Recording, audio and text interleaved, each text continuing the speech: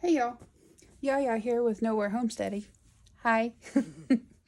um, so I was going to show you how I do a painting, and my camera wasn't working for the first part of this.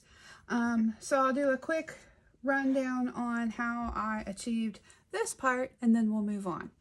So what I did to get this infused color, if you want to call it that, is I dipped my brush mostly in the antique white, and I'll give you a list of all the colors. These are the Anita's brand color from Hobby Lobby, Anita's Acrylic. So I dipped it mostly in antique white, and then just a tiny little bit of black, tiny little bit. I did way too much black over here, but that's okay because, you know, boards, this is going to be a fence background, and boards end up being all different colors once they're aged. But just a tiny little bit of black, and as you move your brush up and down your canvas and go across, you end up with these blended streaks. And then after we get through, we will paint in your separation lines to create your individual boards, and then it'll all come together. The water bucket that I'm using is a Bob Ross paint bucket. It has a grate in it that helps you clean your brush. It's the best thing ever. So much better than just using a cup of water. And I fill it up just about this much above the grate, just enough to get the brush in that far, because you don't want your wooden brushes really soaking or getting wet, and I don't ever leave the brushes sitting in there anyway. I always clean the brushes and then dab them off with the paper towels so that they don't stay soaking. All right, next, I need to get some green. Next, I'm going to take leaf green, and I'm just going to paint that in all the way across. And don't forget to do your edges. And it doesn't have to be a perfectly straight line, because our ground is not perfectly level.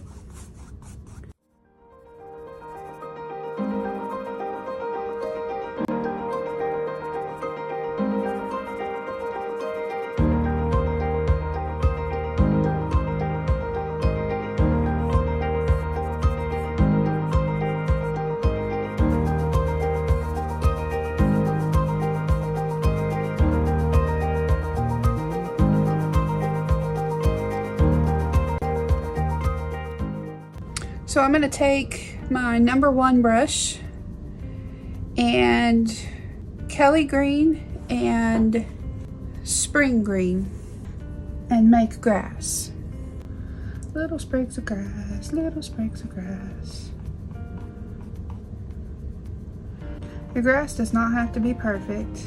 It really should just be random. And don't worry too much about placement, because there's going to be other things going on here. It's easy to get caught up in making rows of grass, so be careful not to do that, and put grass in between if you end up kind of making rows. Just sprig them everywhere. Okay, now take the Kelly green and do the same thing. And then some of them, do it right next to where you did your lighter ones. And that's going to help really pull that out. I used to be afraid of grass because I always just get it so munged up. So in some cases, less can be more. So just remember, start with less. And if you don't like it after a few minutes, then add some more. This will be hay color. I'm not 100% sure if I like this, but that's okay. Painting is all about experimenting and stepping outside of your box. And if you don't like it, you can paint over it. Maybe I do like it. Just needed more.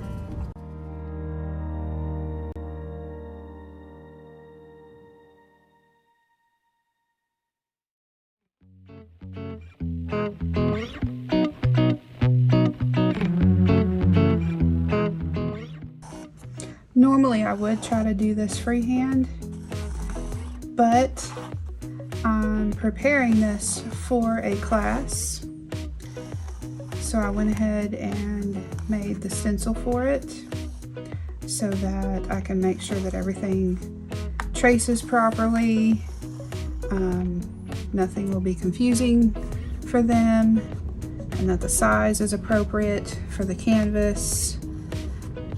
That way we don't have any hiccups in the class.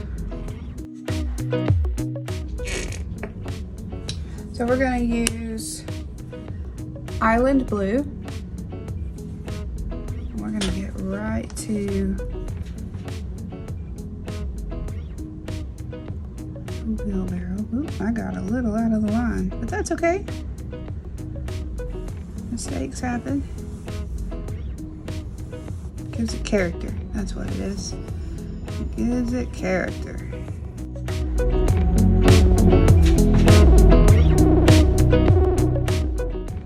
And while I have the blue still kind of wet, I'm going to grab some of this antique white and give it some accents here.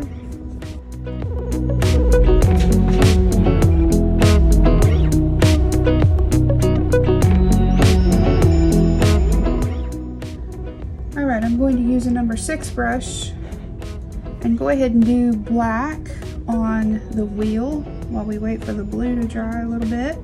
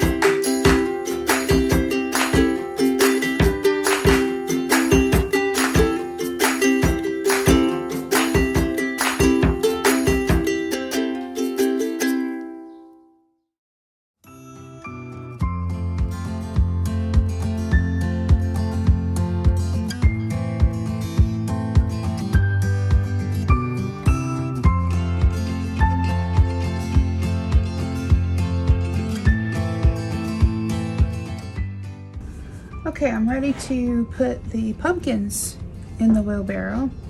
I will cut stencils for my class, I just haven't done it yet. What I'm doing now is an easy way to freehand pumpkins is start where your stem is going to be, put 2 dots, one on either side of where your stem will be.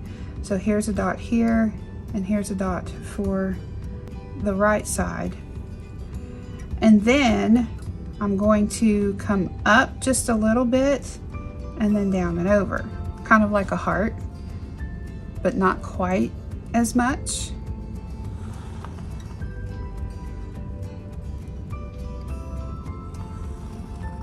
And they don't have to match because nature does not grow pumpkins in a similar, I mean, they're not symmetrical.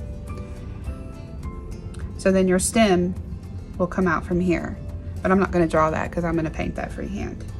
And then I've got 2 dots here, and I'm going to do, this one's going to be sitting kind of lopsided and kind of behind the other one. And then I'm going to have hay coming off of the front of the wheelbarrow. So we're not going to do anything there just yet. So where's my orange? I'm going to take orange, and I could use the bigger brush for this, but I would end up going way outside the lines. So I'm going to use the smaller brush because I want to make sure that I don't mind going outside of the pencil lines, but I want to make sure that I don't go past this blue. And I still have a little bit of wet paint in this black here, so I'm being very careful not to put my arm down.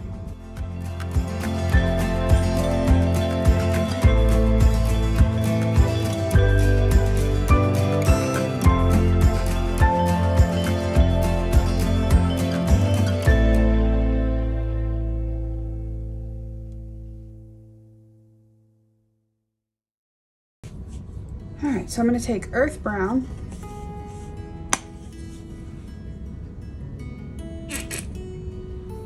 Squeezy.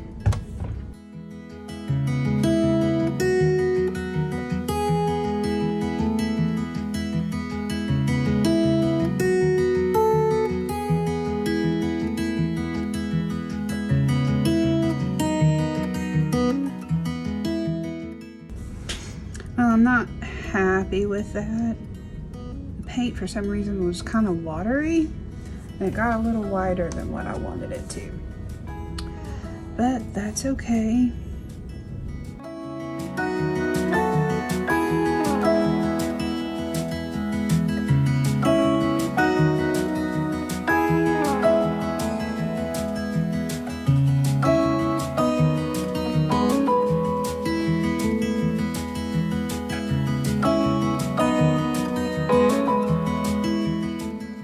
I'm going to take my number 1 brush, and I'm going to take some antique white and add in some accents next to these brown lines.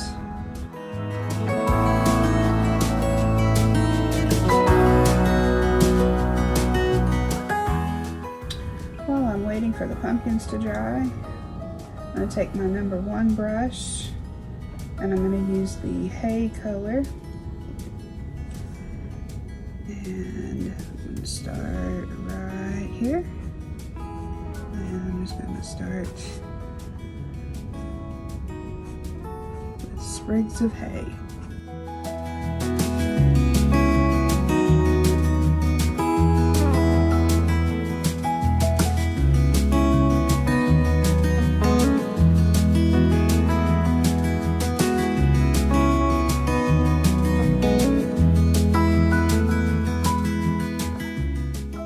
I'm going to accent the hay with a little bit of brown here and there, just a little bit.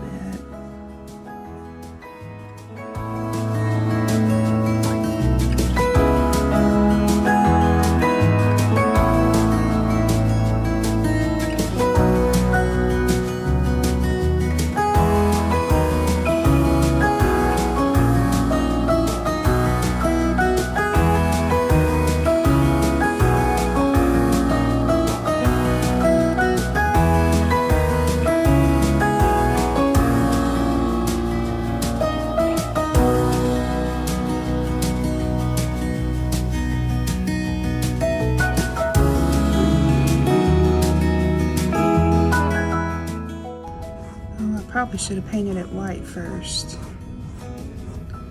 Yeah, I should have painted it white first.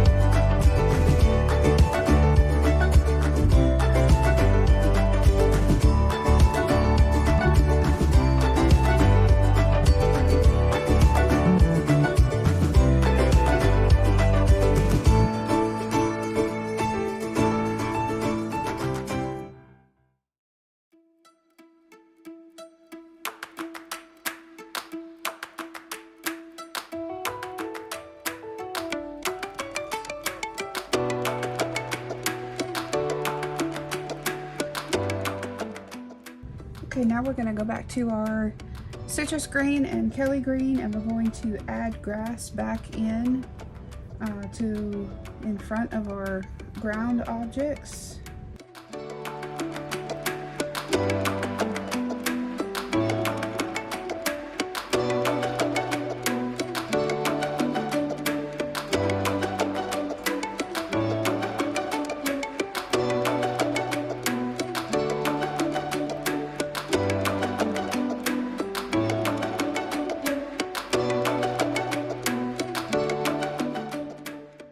Okay, it's time to draw our lines for the fence, and I like to have mine evenly spaced. Some people can eyeball that, I cannot. So what I'm going to do is I'm going to use a ruler, and I'm going to do this twice just to help me get a straighter line. So at the top here, actually, I'm gonna have to turn this upside down so that I can work better here. All right, I'm gonna start at 2 inches in, and I'm not worried about this, the actual inch starting line. I'm lining it up with the edge of the plastic ruler itself. So I'm gonna start at 2 inches in, and I'm just gonna make a little mark. And then I'm going to make the rest of my panels 3 inches wide. So 5, 8, 11. And then I'm going to go down just a couple of inches because I don't want to get into the wheelbarrow. 2, 5, 8, 11. Okay, then I'll start here. That's 2, 5, 8, and that goes off, so that's fine. I'll start on 2, 5, and 8. See that dot. Okay.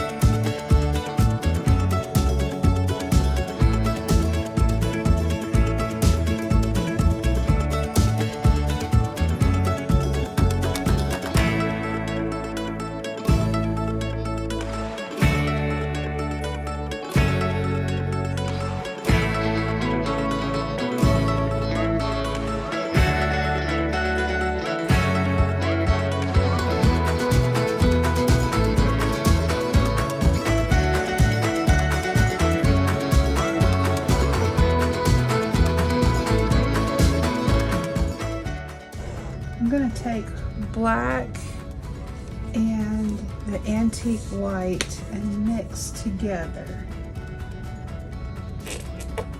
and make a gray. I mean, I have gray, but I've already got this here. And then when these two colors butt up against each other, there will be a separation instead of black hitting against black.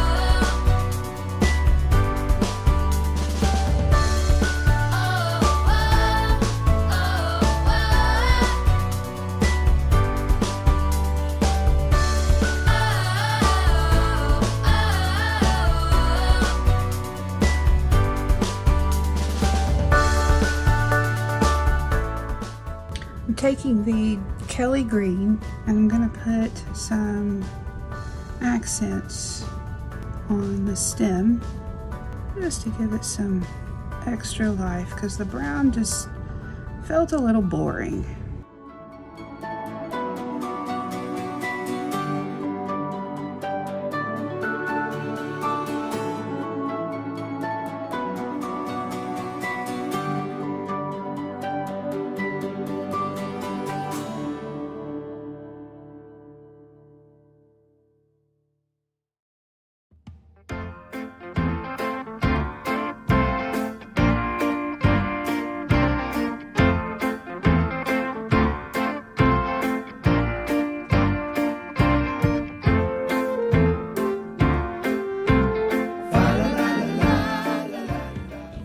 Because what's an old fence without a wood carving in it, right?